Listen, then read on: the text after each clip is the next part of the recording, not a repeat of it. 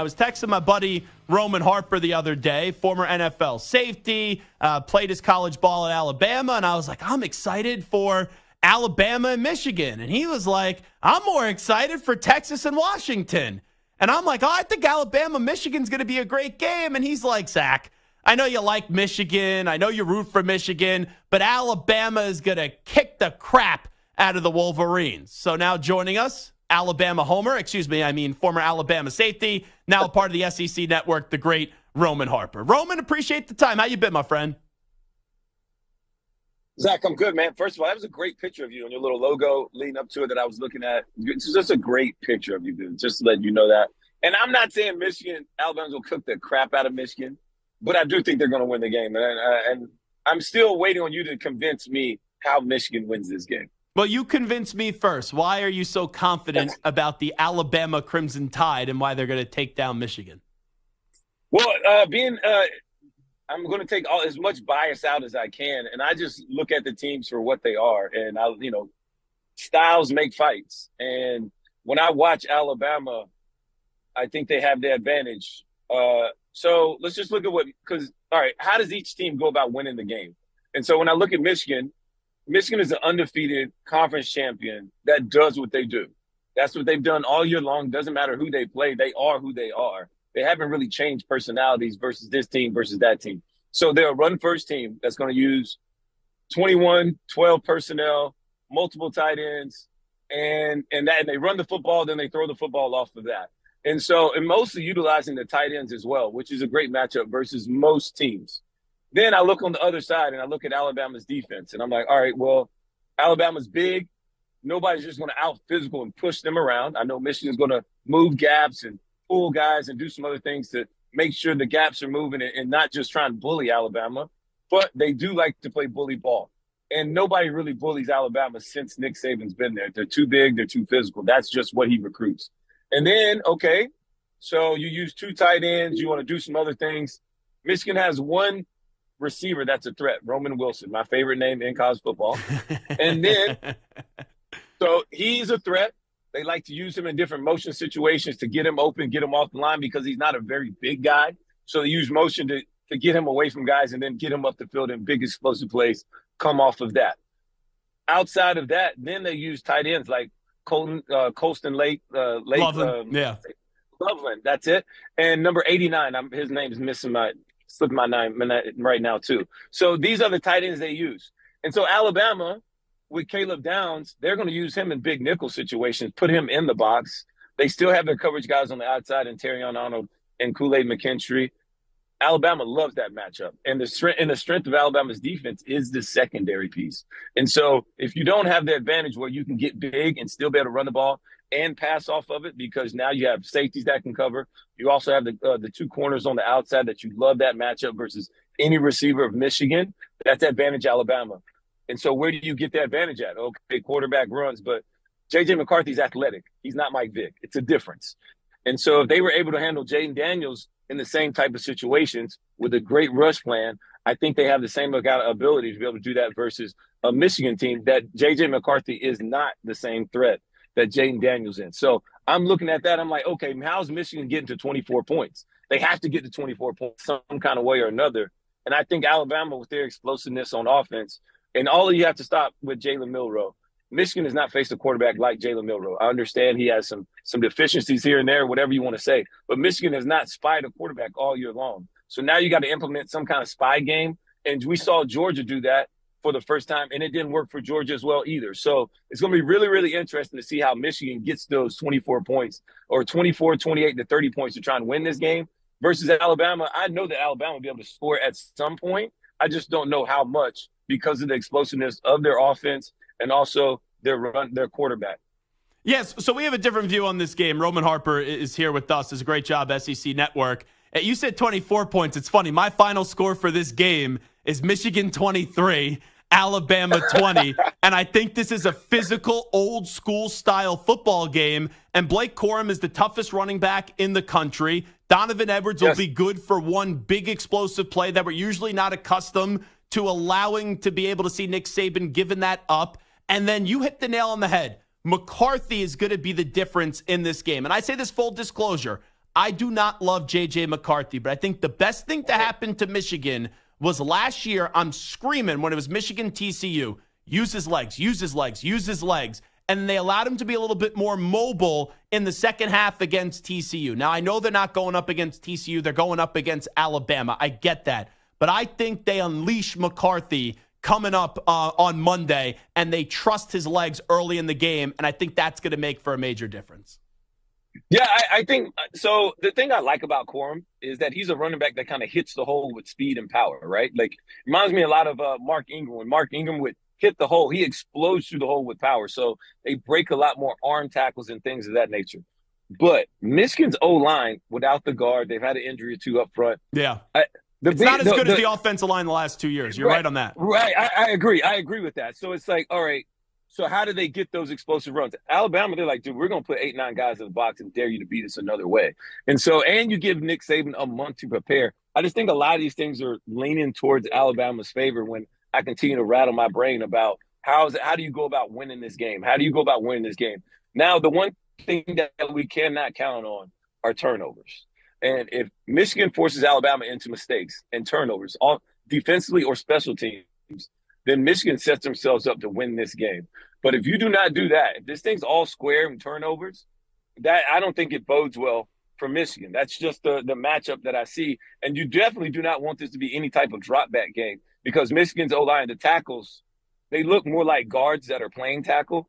And that just is not a good matchup versus Dallas Turner or Chris Braswell, who we know can both really, really rush the passer efficiently. So I'm really interested and intrigued about the matchups and the unknown of Jim Harbaugh. I think the unknown of Jim Harbaugh is another thing that not enough people are going to talk about that I really look at because I played against Jim Harbaugh when he was coaching the 49ers in the playoffs. He's always got a play or two, a wrinkle that nobody sees, nobody's ready for. So how do you stay disciplined enough to be ready and prepared for those things so those big plays don't kill you and cost you? And so Alabama did a great job versus Georgia keeping everything in front of them, playing a lot more coverage, keeping two high safeties, playing a lot more combo coverages where every two receivers that you got, we got three defenders on them, okay? And so we win in that number, and then we're going to let our up-front guys win in the run game. Stay disciplined in your gaps because when I watch Michigan on tape, it's not like they're just blowing people off the ball. As much as they're so consistent with the run game, all they need is one guy to get out of a gap. And Blake Corum and Donovan Edwards hit that hole late. And then that's when they get their explosive plays. So Alabama has to stay disciplined in their run gaps. And if they do that, they just make it so much harder on Michigan because Michigan is not an explosive team outside of the run game and then a couple of deep shots down the field. So, but when you just look at them per player, Alabama's not afraid of Roman Wilson. They're not afraid of Colston Loveland. So that part of it, I think Alabama has a different sense of confidence, maybe quiet confidence. But I like the matchup if I'm Alabama. And I can't wait till you actually want to mention the other game as well. Even though I know you're a Michigan guy. Well, we'll get to that game in just a second. But you talk about a trick play. I'm telling you, there's going to be a second half orgy in this game with Alex Orgy. They've been using it in the last few weeks. Run. He is going to have a big pass in this game and make his first completion of the season. Get ready for that second half orgy, Roman. I would be shocked. I wouldn't be shocked because this is exactly what I just said would happen, was that Harper's going to do something that nobody's ready for. Because the moment Alex Orgy comes in, I'm going zero blitz. I'm eating up all the gaps, and I'm going to make him beat us some other way than just a quarterback power, which is all he's shown to be able to do, or that they've allowed him to do so far. That's not all he can do, but I'm sure. But that is what he does really well. He's a big quarterback, too, that runs downhill. So, but Alabama, man, they're just really big as well. So, and maybe we're all are becoming, we're just so used to the last time we saw these teams, which was Michigan really struggling to put on an offensive showcase versus an Iowa team that's not very athletic, that I've never seen the defense run cover three so many times in one game and just never mix up any other look, and versus Michigan. And Michigan couldn't do anything about it because what Iowa did was they just got in their gaps and stayed there. And we didn't get out of our gaps. We all stayed in the place we were supposed to be at. And if you're disciplined enough to be boring and basic and just do that all day consistently enough, then you're going to give yourself a chance. Because the biggest thing is run game to stop the running game. It's all a numbers game. If I got 8 guys, I got that advantage. Now, if you bring in the quarterback run game, then you got 9. So because you got an extra blocker, so then you got a little bit of extra problems. That's why you're saying J.J. McCarthy could be up. But I just, if Michigan wants to all of a sudden do something completely different, I don't know most teams that are successful that way, that have been able to win 10 games, that are undefeated conference champion, that has reached the pinnacle, the number 1 team in the country, doing things one way, and then all of a sudden getting the biggest game of the year and do it a little bit or completely different. That's just really hard for everybody to wrap their heads around. But you do have a month to prepare. So it'll be interesting to see. I just don't see teams being successful that way. I haven't been around it. Do you think, Roman Harper, this is the finest coaching job Nick Saban has done in his illustrious career at Alabama? I don't know about that. I mean, I think the book is not written yet. It's not complete. Now, if they go on to win it, then probably so. You could possibly say that, but I think it just looks so different than what you're used to seeing. Alabama did not look good early in this season. This team has figured out who they are, what works for them, and that's what we should give Nick Saban more credit on, is that he's never just a stake in the ground. You know what I mean? He's not like, I'm just planting my flag here and this is who we are. This is what we're going to do. Doesn't matter what. He's always like, well, what works best for this team? What works best for this player? How can I give this player, add more value to him and his life on and off the field all the time?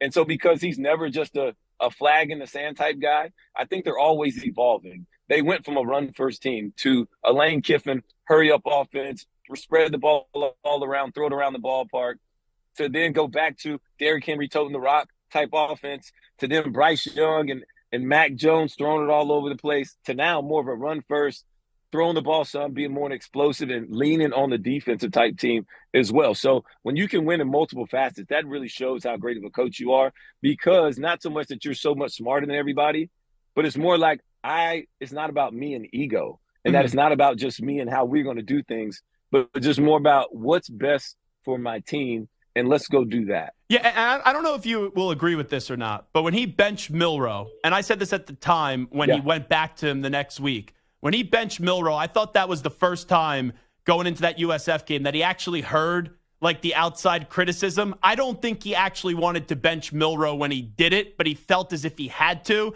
and that's why he went back to him so quickly shortly after that. Was that not like a Jedi mind trick? Is that like a parent just tricking their kid into, all right, you think you want this, but this is what you really need, okay? And so, all right, I'll give you this. You need it. And so that was the one really cool thing about that whole deal, was that I was actually a little nervous about it too, because